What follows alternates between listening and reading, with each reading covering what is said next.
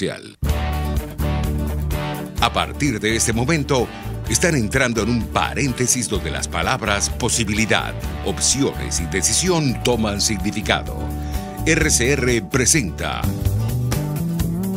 Dosis Alternativa con Marilia García y Jackson Vargas.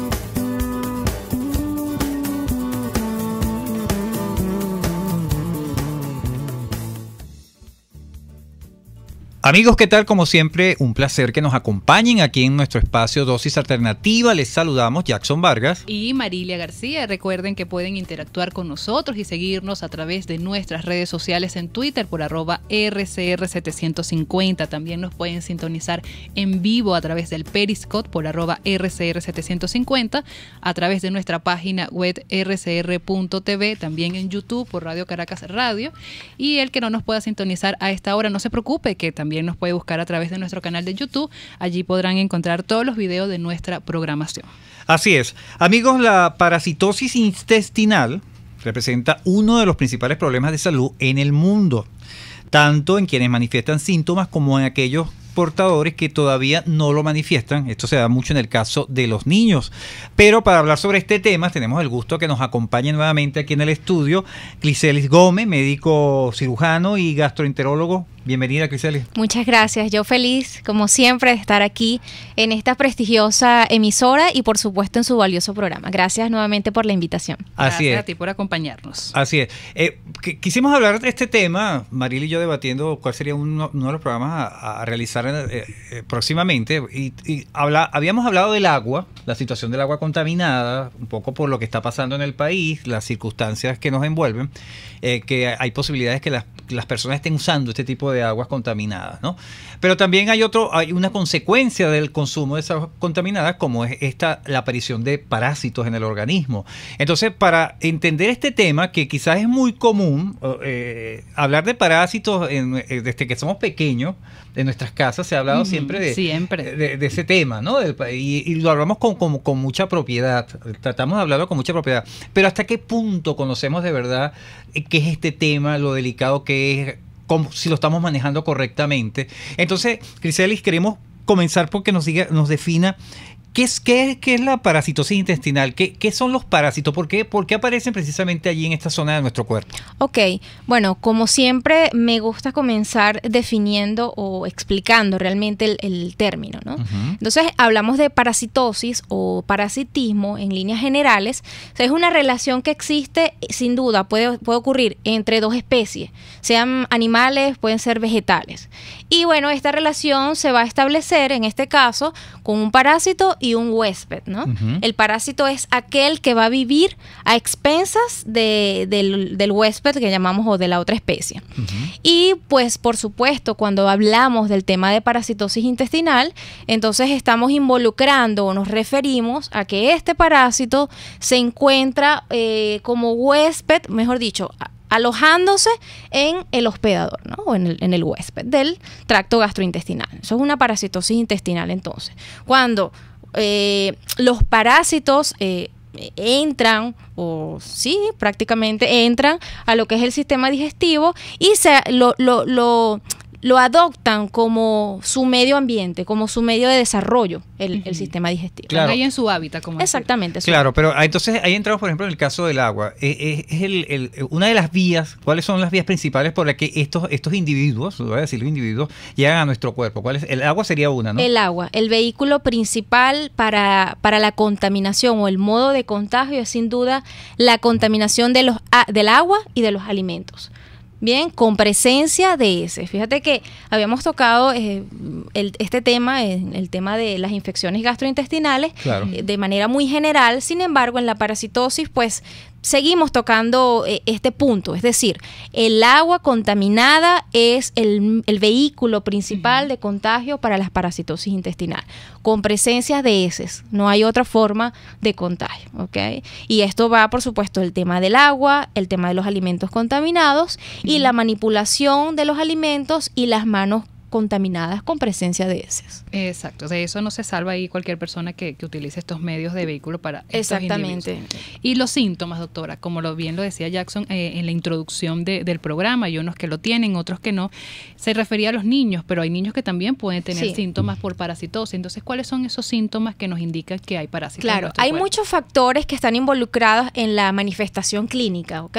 O en la aparición de la sintomatología. Y esto va a estar dado por el número de parásitos que se encuentren infectando al paciente, la toxicidad del parásito como tal, el tamaño del parásito, y hay factores inherentes al paciente, como por ejemplo su sistema inmunológico, su alimentación, e incluso el ciclo del parásito como tal. Dependiendo de la evolución del parásito o su ciclo de vida, él va a dar alguna sintomatología o no. Entonces aquí tenemos que mencionar, por supuesto, que hay una aparición de forma asintomática, es decir, que el paciente no cursa con ninguna sintomatología.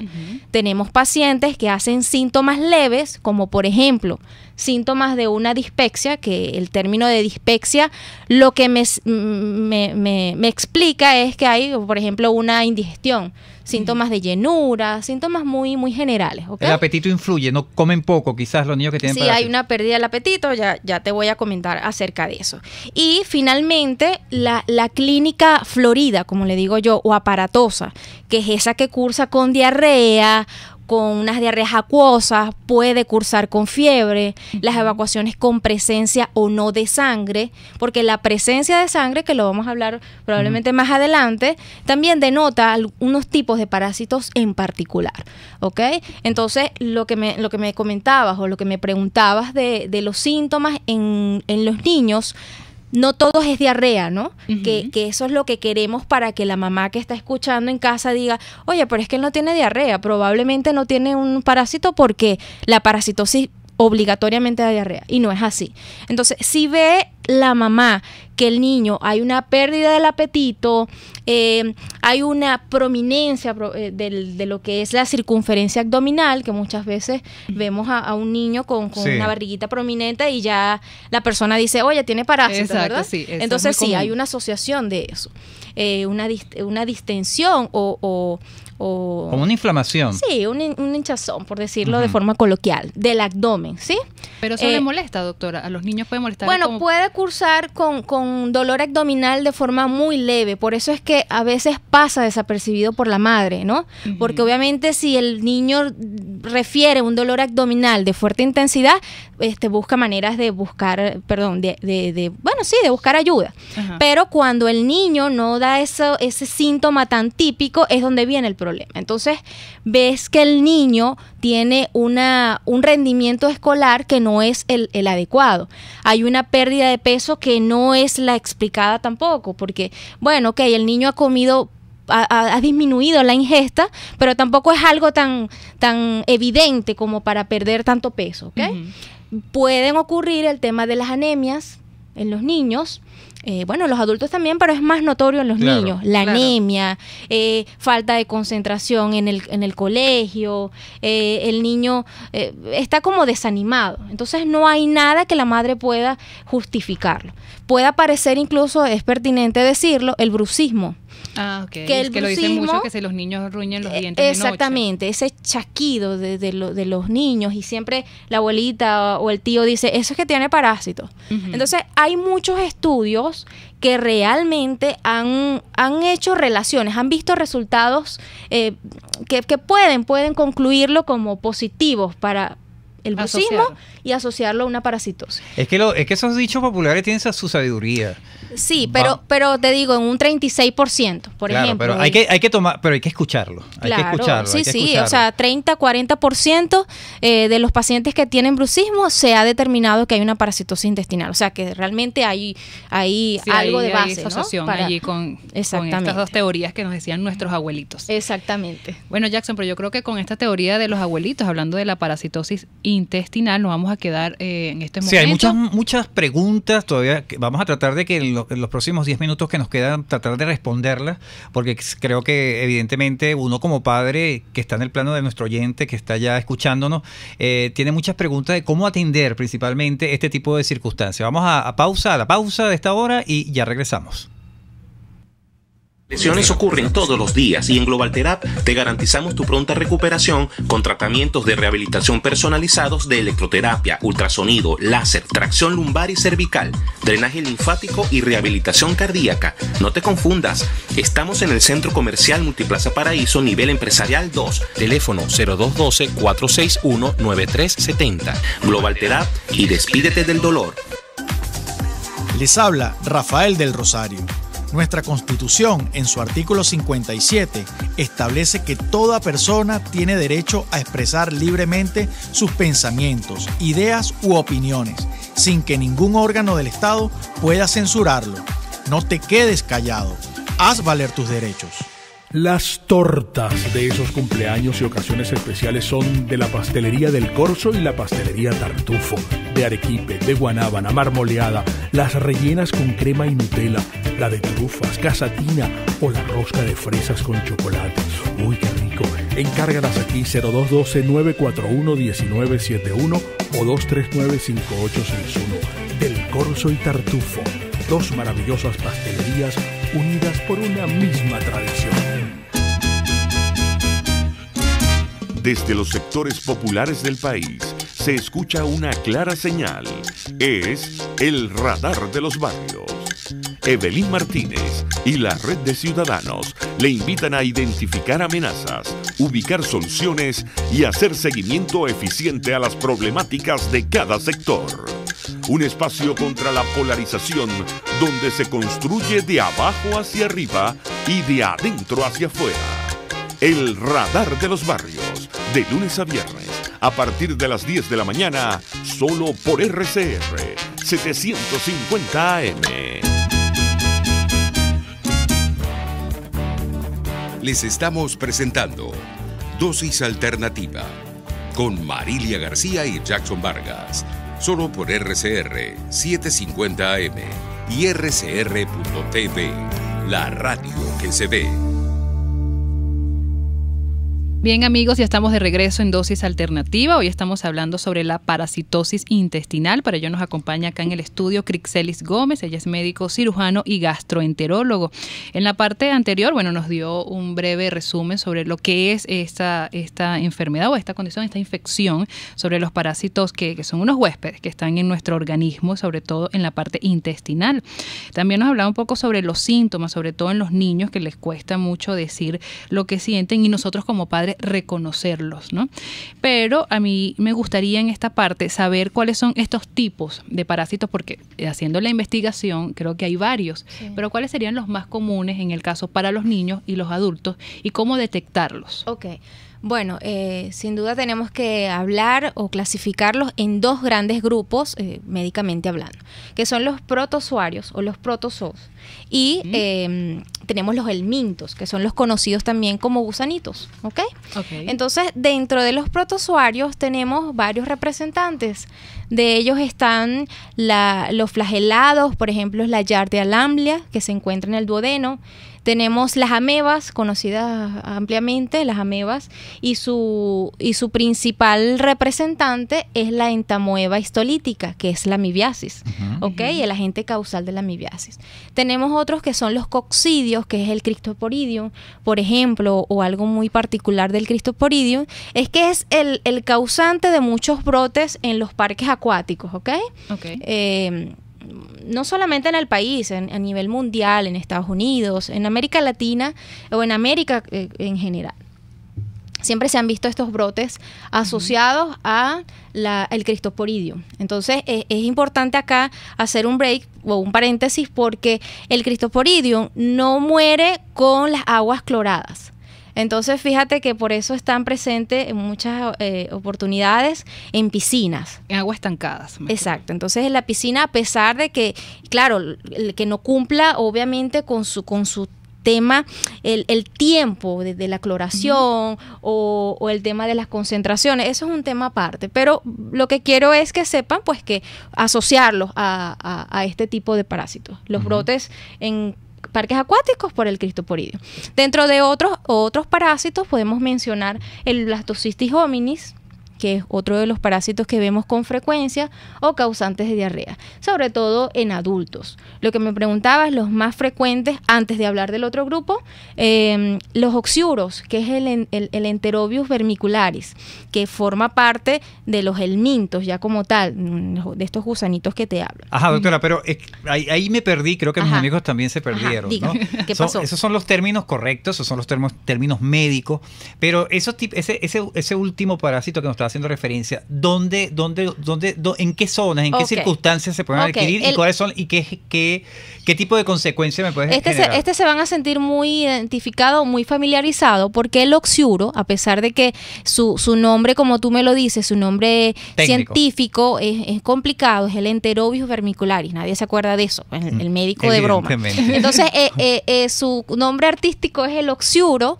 Hay otros nombres por ahí, tú sabes, bajo perfil, pero pues no sé si ustedes lo han escuchado, que es ese parásito que está asociado al escozor o al picor en la región anal. Claro. ¿Ok?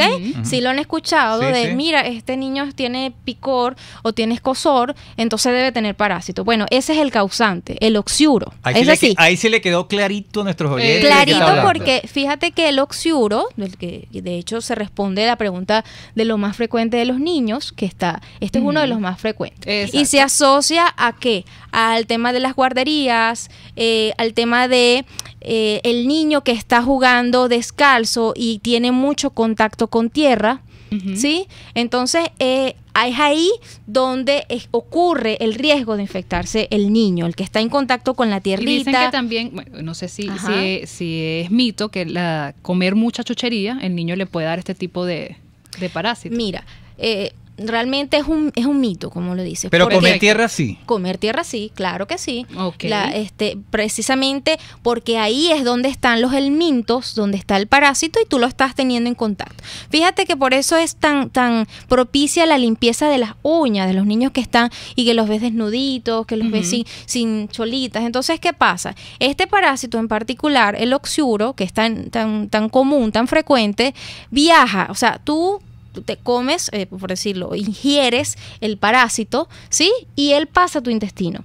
Ese parásito, por lo general, llega a un lugarcito que se llama la válvula ileocecal, que es como esa barrera entre el intestino delgado y el intestino grueso. En la noche, la hembra de este parásito viaja hacia el margen anal.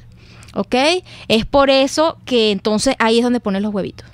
Ok. Entonces, por eso es que pica tanto a los niños, que incluso en adultos, que puede ocasionar una alergia en el área anal y el escozor, por supuesto. Entonces, por eso, porque ahí es donde colocan los huevitos la hembra, claro, en el margen anal. Por eso su síntoma más común sería el picor. El picor. Por eso es importante el tema de lavar la sábana, de dormir con ropa interior, el aseo de las manitos del niño, que use calzado, o sea, todo este tipo de medidas realmente son importantes. O si se lleva a un parque y juega con tierra, estar pendiente de lavarle las manos constantemente. Amigos, estamos conversando con Criselis Gómez, médico cirujano y gastroenterólogo. Nuestro tema de hoy, la parasitosis intestinal, cómo afecta a los niños, inclusive a los adultos, qué podemos hacer para identificarlo, cuáles son sus síntomas. Seguimos con estos tratamientos que hacen las personas en su casa. ¿Qué tan de cierto es que el ajo tiene alguna efectividad para combatir los parásitos? Mira, lo que pasa es que yo creo que en ese tema de botánica yo no nací ese día. O sea, yo no soy creyente. Pero tiene que haber alguna justificación, mira, quizás la química del ajo. Lo que pasa es que la mayoría, por supuesto, si estamos hablando de parasitosis intestinal, vamos a utilizar medicamentos antiparasitarios, ¿ok? Entiéndase, o términos médicos, imidazoles. Hay muchos antiparasitario. Entonces, realmente este tema de medicamentos caseros, pues probablemente haya algún gastroenterólogo que lo avale, pero yo no soy muy creyente de este tipo. Lo idóneo es usar los procedimientos que ya ustedes han estudiado y que existen pruebas. Claro, y todo aquello. Existen algunos depurativos que, fíjate, voy a hacer esta aclaratoria, que no que no posean este tipo de hierbas que son hepatotóxicas, que yo pudiera autorizar. Por ejemplo, estas purgas, o ese nombre que es tan común también de las abuelitas, purgante. Los purgantes, o sea, hay unos conocidos que pueden ser buenos, pero a mí me gusta más que si el tema de los polietilglicosal, que se puede utilizar para los pacientes cuando le vamos a hacer, por ejemplo, lavado del colon, ese tipo de cosas, pues aunque no son antiparasitarios, pero pudieran ayudar en cuanto a la limpieza del colon y a eso sumarle un antiparasitario. Eso sí puede funcionar. Yo me quedo ahí con algo que usted acaba de decir, que creo que hay que ser como conscientes, o ser bien asesorados con los expertos, ¿no? Esto de purgar a los niños. Inclusive a las personas adultas, eso no es peligroso hacerlo, no puede tener consecuencias si no se hace de la manera bien orientada. Sí, fíjate que recuerdo un caso en la rural, por eso es que te digo que yo no soy creyente de este tipo de automedicación para nada, que le daban creolina al niño, diluían unas gotas, ni recuerdo la dosis, pero su dosis, unas gotas de creolina para como desparasitante del niño. Entonces, ahí entramos en unas cosas que no están... tratan de solventar alguna situación y empeoran la situación. Claro que sí, eso es tóxico. Entonces, hay cada cosa que la gente empieza a emplear, y realmente lo mejor, fíjate, antiparasitarios lo nombré, no se utilizan antibióticos en este caso. Entonces, bueno, tiene parásito, vamos a ponerle este antibiótico que va a servir. No, realmente ante estos casos, estos signos de alarmas que siempre damos, es importante que el padre o el adulto o el paciente busque ayuda de un profesional. ¿Y cómo sería esto para desparasitar un niño? Ya nos vamos que la parte natural no es recomendable en este caso, si no va por un especialista que lo indique. ¿Cómo sería para tener un niño desparasitado cada cuánto tiempo? Lo ideal sería, dependiendo del niño, de sus condiciones epidemiológicas, ¿no? Como ley, nosotros hablábamos de por lo menos 3 veces al año una desparasitación para los niños. Claro, y ese rango de edad del niño, ¿hasta qué edad? ¿De 2 años hasta no sé? Hasta los 12 años hablamos de niño, ¿no? Bueno, a partir de los 12 años ya lo consideramos adulto, mejor dicho, hasta los 11 años de edad. Sin embargo, en los niños, por eso te digo, hay una población en riesgo. La población en riesgo en cuanto a los niños son los que están en guarderías, los que están en casas de cuido, los que están en preescolares. Entonces, estos niños son los que comúnmente pueden tener mayor riesgo de infectarse con parasitosis que otros. Entonces, en este tipo de casos, por supuesto, sería lo recomendable la orientación de su pediatra 2 a 3 veces al año. O, por supuesto, si tú haces el diagnóstico, tratar el parásito como tal, el tratamiento idóneo, el electivo. ¿Cuánto dura ese tratamiento? Ajá, depende. Hay unos antiparasitarios, o la mayoría es de una sola dosis, o 2 días consecutivos. Eso de a los 15 días, bueno, realmente respeto el criterio, pero por lo general no requiere un refuerzo, digamos, tan cercano a los 15 días. Doctor, ¿alguna iniciativa que usted quiera ahorita que estamos, me viene a la mente de esto de desparasitar a los niños con toda esta situación país que estamos viviendo de agua contaminada y hasta alimentos, quizás invitar a algunas ONGs para que desparasiten niños? Me gustaría, de hecho aprovecho este espacio para hacerle un llamado a cualquier ONG, cualquier organización que nos esté escuchando y que pues me pongo a la orden como médico, como gastroenterólogo, para organizar una jornada de desparasitación. Por supuesto, en este caso yo me encargaría de contactar a algunos otros colegas que pudieran apoyar. Sin embargo, el tema de los medicamentos sería un apoyo increíble pues Exacto. para nosotros llevar a cabo esta jornada. Bueno, y aprovechando sus redes sociales y punto de contacto. Perfecto. Gastro Piso Salud. En Facebook me pueden conseguir como doctora Criselis Gómez. Recuerdo mis consultas de lunes a viernes en el Centro Médico Loira, piso 12. Me pueden contactar a través del 0414-840-7792. Agradecidos con la doctora Criselis Gómez, médico cirujano y gastroenterólogo, y nos aclaró todas estas dudas y mitos que teníamos con respecto a la parasitosis intestinal. Así es, estuvimos trabajando para ustedes en la Dirección General de la Estación, Jaime Nestares. En la gerencia de producción, Wilix Arcaya. En los controles, César Arteaga. Recuerden que pueden seguir interactuando con nosotros a través de nuestras redes sociales en Twitter por @RCR750 y sintonizarnos en vivo a través de nuestra página web rcr.tv, la radio que se ve. Les invitamos a que continúen ahora con el Radar de los Barrios. Hasta aquí, esta emisión de Dosis Alternativa. Nosotros le proporcionamos el abanico de posibilidades. Ustedes toman la decisión. Solo por RCR 750 AM y RCR.tv, la radio que se ve. RCR presentó Dosis Alternativa, una producción nacional independiente de Marilia García, certificado número 30.260, para dar cumplimiento a la obligación impuesta por el artículo 14 de la Ley de Responsabilidad Social.